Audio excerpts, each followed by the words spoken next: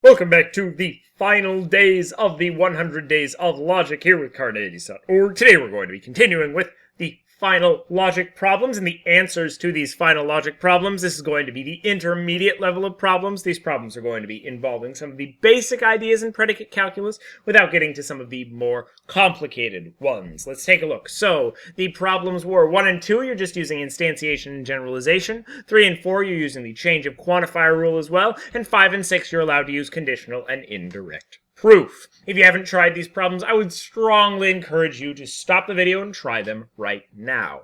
If you are having trouble with these problems, I would encourage you to go back, watch my videos on these different topics, and then come back here once you have a better understanding of that.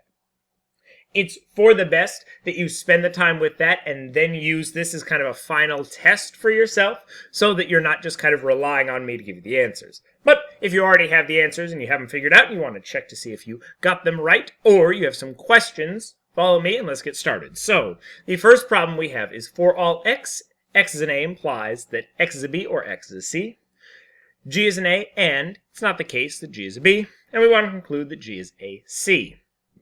First thing we're going to do is universally instantiate premise 1 down to g's, because that's what we're working with here in premise 2. To make it something we can work with premise 2, we want it to be g's. So g is an a implies g is a b, or g is a c. We're allowed to do this because this is universal instantiation, not existential instantiation. We can then simplify premise 2 down to g is an a, which is great. We can also simplify premise 2 down to it's not the case that g is a b. G is an A is really useful because we can use it for modus ponens to get G is a B or G is a C. We see it's not the case that G is a B, therefore G is a C from 5-6 disjunctive syllogism. Q-E-D. Next up we have there exists an X such that X is an A implies there exists an X such that X is a B.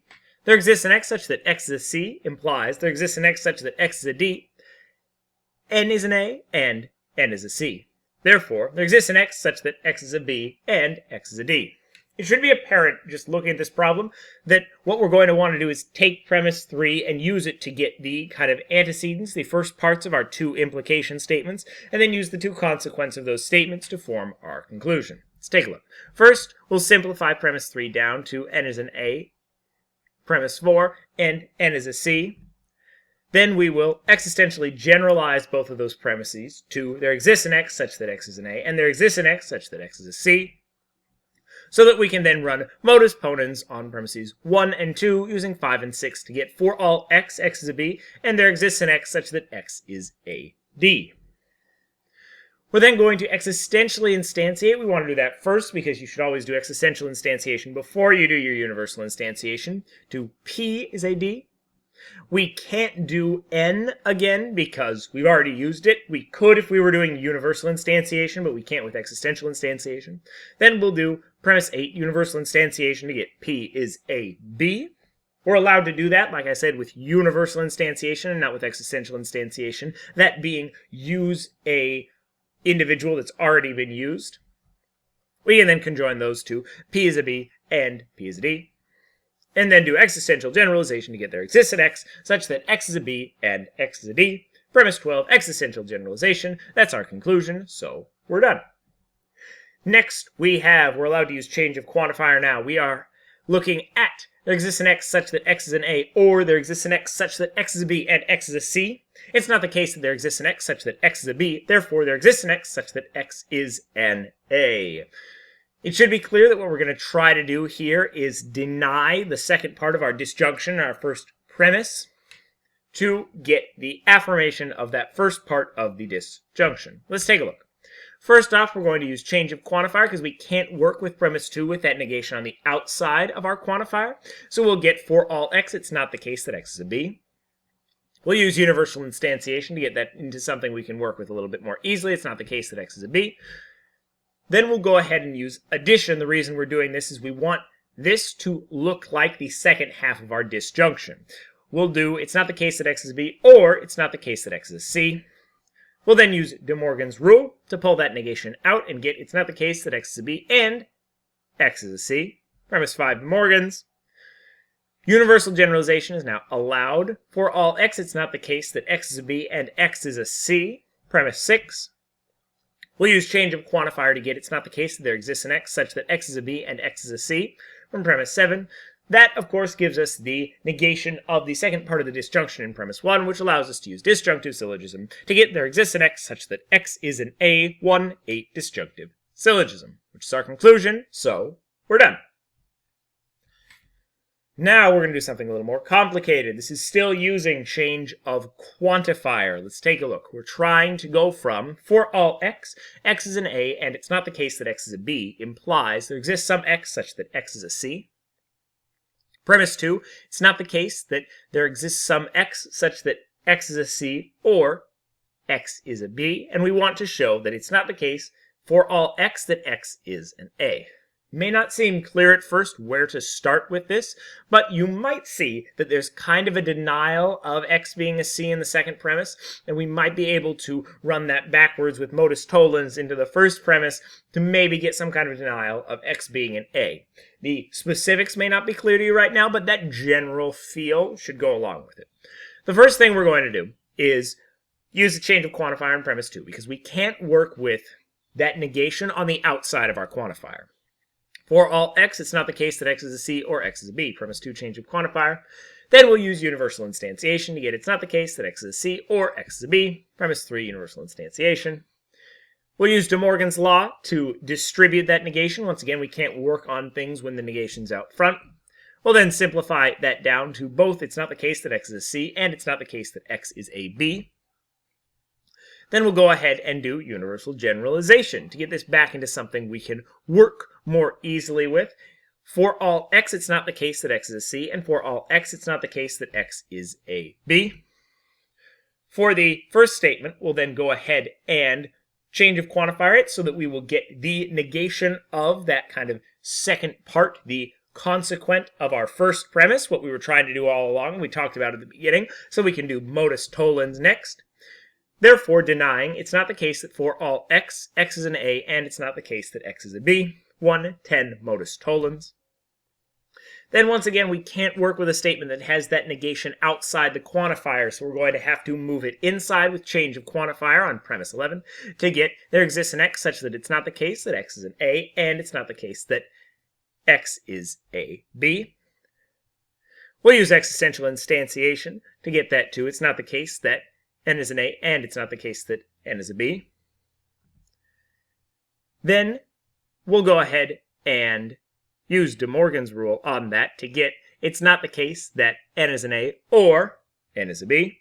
Premise 13, De Morgan's.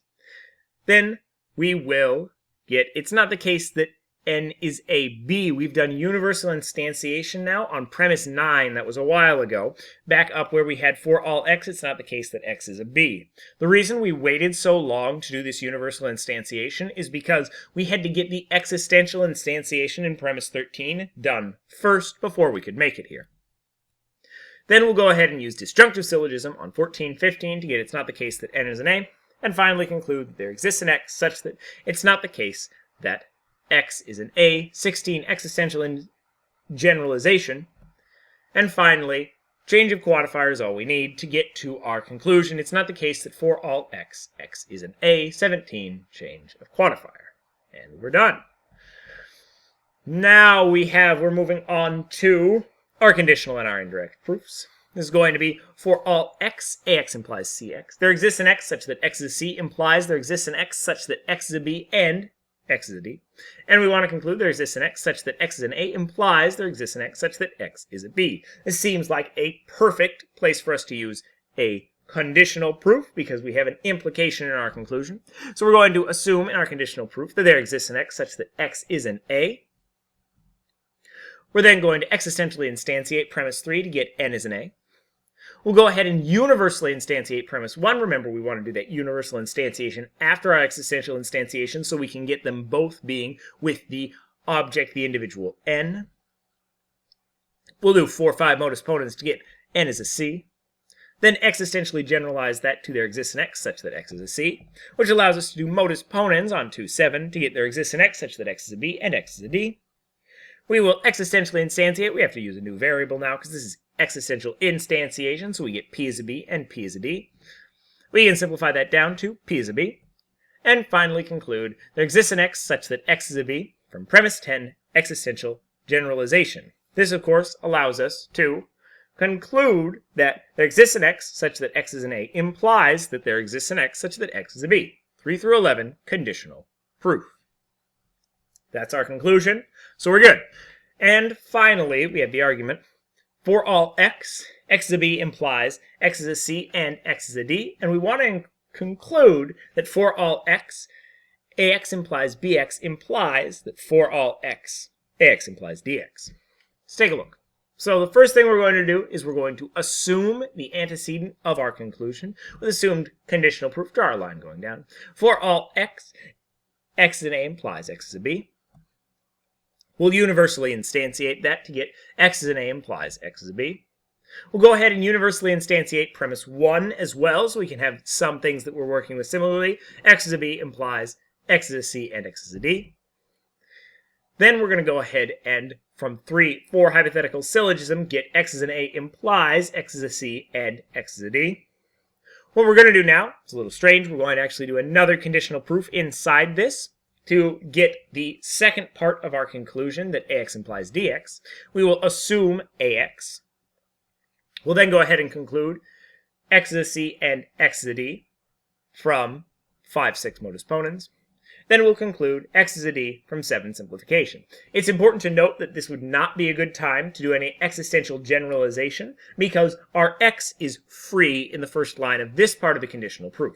However, because we aren't going to be doing any universal generalization, in this part of the proof, it's okay. We're actually going to pull out of this part of the conditional and end up with X is an A implies X is a D, 6 through 8 conditional proof. Now we can do our universal generalization because in the first line of this indented sequence, we note that both of our variables were bound by that quantifier out front. So we can conclude for all X, X is an A implies X is a D, 9 universal generalization. And then this allows us to conclude our lovely conclusion. For all X, X is an A implies X is a B implies that for all X, X is an A implies X is a D. 1 through 10 conditional proof. Whew. That was all of the answers to our intermediate problems. Next up, take a look at the expert level problems. Here are the ones dealing with relations and overlapping quantifiers. Pause the video, write them down if you want to. For identity, we have 2. Here's the first one. And here's the second one. And finally, for modal logic, we have 2. Here's the first one. And the second one is going to be the modal perfection argument, where I have the premises and the theorems and the conclusion and the definitions all listed here. Give it a try. I haven't actually worked through this one, but supposedly it's going to work. We are almost done. That was the intermediate level of the final logic problems and answers. Next up, we will do the answers to the expert level problems, and then finally, the 100th day of logic. Watch a new video every single day for 100 days here at Carneades.org, and stay skeptical, everybody.